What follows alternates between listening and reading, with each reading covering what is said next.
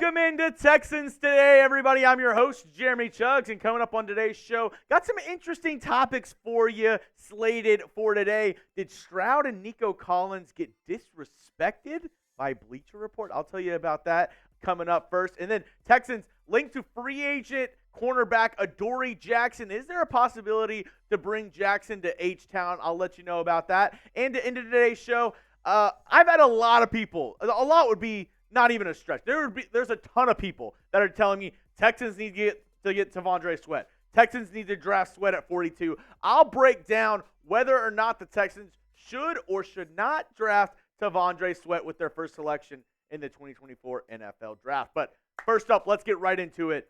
CJ, Nico, they got snubbed by Bleacher Report in their latest article where they outlined the top 10 quarterback wide receiver duos going into this NFL offseason. And Stroud, Nico, they didn't make the top 10. This is Bleacher Report's list.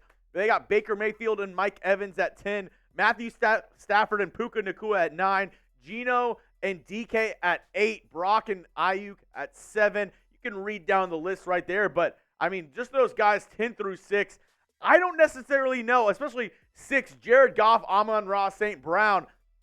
Are they better than the duo of Stroud and Nico Collins? I don't think so. So if you agree with me, go down and hit that like button. If you think CJ Stroud, Nico Collins are a top 10 duo in the NFL today, I definitely think so. I think 10 through 6, there's an argument to be made that CJ Stroud, Nico Collins are better than some of those other duos. Let me know what you think. If you agree with me, go down, hit that thumbs up icon right now. This is what Bleacher Report had to say in their article to back it up. They said CJ Stroud, Nico Collins barely missed the cut because of their limited track record. While the former's impressive rookie campaign doesn't seem like a fluke, one has to wonder if the latter will be his top receiver once Tank Dell gets back on the field. And I guess that's the only argument that could be made against Nico Collins and CJ Stroud being a top duo on whether or not Nico Collins is the number one going into next year or whether that's going to be Tank Dell throughout the future. I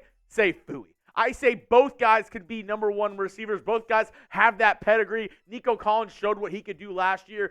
Tank Dell showed what he could do, even though in a small stretch during his rookie year last year. But both guys are 1A type receivers. I would say either one of those could be in the list for a top 10 duo in the National Football League. Once again, go down and hit that like button if you agree. Now, on to our next story of the day.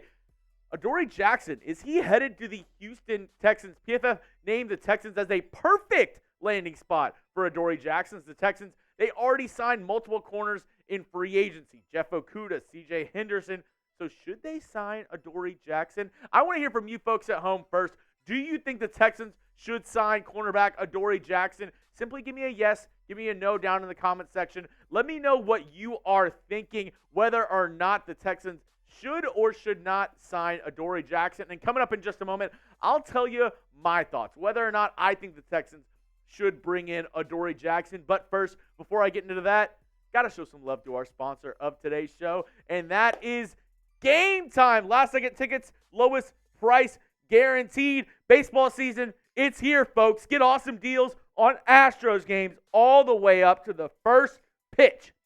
Game Time has the best deals on last second tickets to your favorite sporting events. Find exclusive flash deals and sponsor deals on tickets for football whenever it's the season, basketball, baseball, concerts, comedy, theater, and more. And the Game Time app guarantee means you'll always get the best price. If you find tickets at the same section and row for less, Game Time will credit you 110% of the difference. So take the guesswork out of buying tickets over at Game Time and use our new code ChatSports. It's one word, ChatSports, for $20 off your first purchase. Terms do apply. Once again, that is code ChatSports. ChatSports. It's one word for $20 off your first purchase. Game Time. Last minute tickets, lowest price, guaranteed. Now, let's get back to Adoree Jackson and PFF naming him to be a perfect fit for the Houston Texans. Is that the case?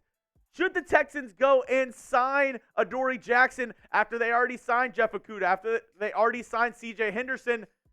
I'm going to say no. It's a no for me, dog. I'm just saying no because, one, the Texans already took on a couple project players in C.J. Henderson, in Jeff Okudah, and they're younger, have a little bit of a higher pedigree than Adoree Jackson. Jackson been on and off injured these past couple of years and hasn't looked good. I mean, we look at his numbers from last year, a PFF overall grade of 40.5, coverage grade of 37, QB rating when targeted of 119.9, 0 interceptions, 2 pass breakups this past year. And we look at his last 4 seasons, like I said, been injured, hasn't played a full season in the past 4 years. So for that reason, adding Jackson to this cornerback room, I wouldn't do it if I'm the Houston Texans. I would go ahead, maybe after the draft, if you didn't get any corners in this year's draft, I would look at adding a guy like Adoree Jackson, maybe, but I still think the Texans are going to draft a corner in the second, maybe third round of this year's draft. And if that's the case, I wouldn't want Adoree Jackson in this cornerback room. There's already enough competition, some healthy competition between Jeff Okudah, C.J. Henderson, and whoever you draft. I don't think the Texans necessarily need to add Adoree Jackson as well. Now, lastly, before I let you go, a deep dive into TVondre Sweat, everybody's favorite defensive tackle in this year's draft. I'll tell you what I have to think about him.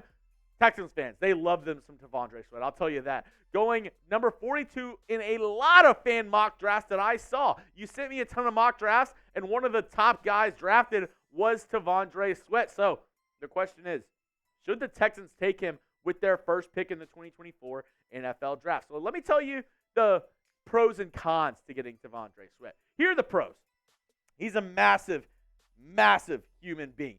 6'4", 360 pounds, kind of massive. That's the kind of guy in the interior of your defense. He's going to eat up a lot of blocks. He's going to get a lot of guys on that offensive line to allow your linebackers to kind of shoot the gaps and run freely to get the ball carrier. That's a really good plus that you want in the middle of your defensive line. He had outstanding production in 2023. Looking at my numbers, 45 tackles, 8 tackles for loss, 26 hurries, and 2 sacks last year for the Longhorns. He had a great year in his last season in Austin. And out of 3 seasons, that's what you want to see. You want to see a guy having his best year before he goes into the NFL. That's exactly what happened with TVondre Sweat. And he's, like I said, he's a great run stuffer up the middle. PFF graded him one of the highest in the country, a 92 run defense grade last season for the Texas Longhorns. TVondre had a great year last year, looked really good doing it, and something that the Texans wanted to do a lot better going into next year was their run defense. If they can get a guy like TVondre Sweat, I think that helps a big problem that you have in the middle of your defense. Now, here's some reasons why you don't take TVondre Sweat. Conditioning is a little bit of a concern. Like I said, the first bullet point of why you take him. He's a huge human being, 6'4", 360 pounds. And he's not a 3-down guy right now. He's not a guy that you're going to have on the field a ton, which won't be that big of an issue. You already got guys like Nico Autry, Foley Fatukasi, but if you're drafting somebody with your very first pick in the draft, you want him to be a difference maker, a guy that can really help you out. So that might bite you in the butt a little bit if he's not a guy that can be on the field during all downs. And something that I noticed, and something that you want a little bit more out of him, he doesn't have that mean streak that you really want out of an interior defensive lineman. He's not as physical as you would like for certain plays. Now, don't get me wrong. At times, he looks very dominating in the middle of the defense. But at other times, maybe when his conditioning is a little bit worse towards the end of games, he kind of, not soft, but he's not as physical as you'd like as a defensive tackle. So the question is, should the Texans draft TVondre Sweat at pick number 42, type D for draft, type P for pass? I gave you the reasons why they should and shouldn't, and I made a short here on YouTube giving you my answer on whether or not TVondre Sweat should or should not be drafted by the Houston Texans at pick 42. It's the pinned comment on today's video. So if you want to see my answer on whether or not the Texans should draft TVondre Sweat, go check it out. I made a short down in the comments section. As always, you can give me a follow on Twitter at Jeremy Chugs for the latest Texans news and rumors, the dankest memes on the internet. And once I hit 3,000 followers, we'll do another fan-led mock draft here on the channel. And don't forget to hit that subscribe button. If you haven't already, hey, you made it to the end of the video. Why not hit that sub button for daily Texans news and rumors, 100% free. We are going to give you the best coverage of the 2024 NFL Draft here on the channel, breaking down every single pick the Texans make this year. So if you want to get in on that, if you want to get free videos on the Houston Texans, go down and hit that sub button.